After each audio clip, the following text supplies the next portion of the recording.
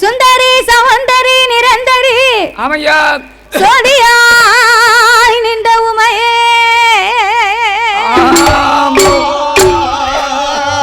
சுக்கிரவாரத்தினால் உன்னை தரிசிப்பவருக்கு அருள் புரிவாய் என் தாயே.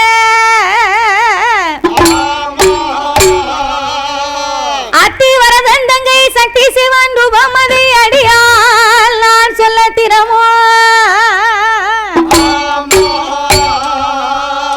இந்த அழகான புலியன் முடிமான நகரத்திலே புகழாக வந்த மந்த மருந்த என் நம்பிகை அங்க ஏற்கண்ணி அகிலா